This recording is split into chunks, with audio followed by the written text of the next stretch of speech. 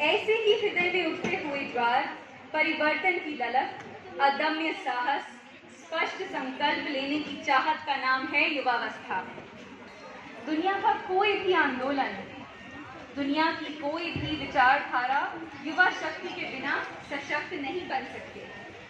वास्तव में वह युवा शक्ति ही है जिसके दम पर किसी भी निर्माण या विध्वंस की नींव रखी जाती है। लगभग 65 भारतीय जनसंख्या युवाओं की है।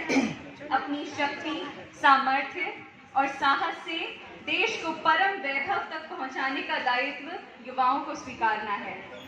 युवाओं का ऊर्जा अक्षर, यश अक्षय, जीवन अंतहीन, पराक्रम अपराजेय, आस्था अडिग और संकल्प अटल होता है।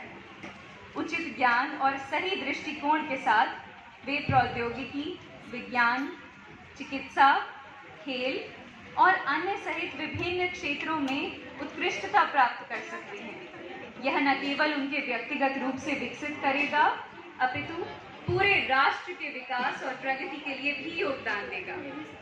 आइए सुनते हैं अपने देश के युवाओं की आवाज। इनके विचारों का आदान प्रदान हम सभी के लिए ज्ञान का स्रोत है।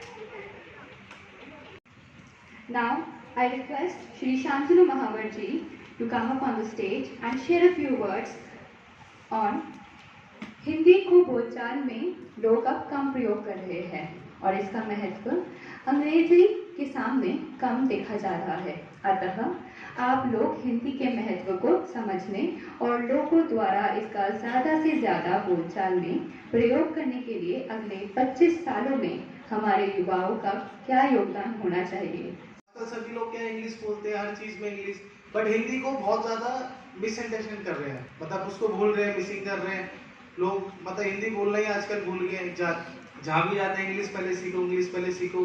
देखो एजुकेशन सबके लिए बहुत जरूरी है, इंग्लिश भी सीखो, सब कुछ सीखना बहुत जरूरी है, बट अपनी जो हमारी मदर लैंग्वेज है उसको हमें नहीं भूलना चाहिए।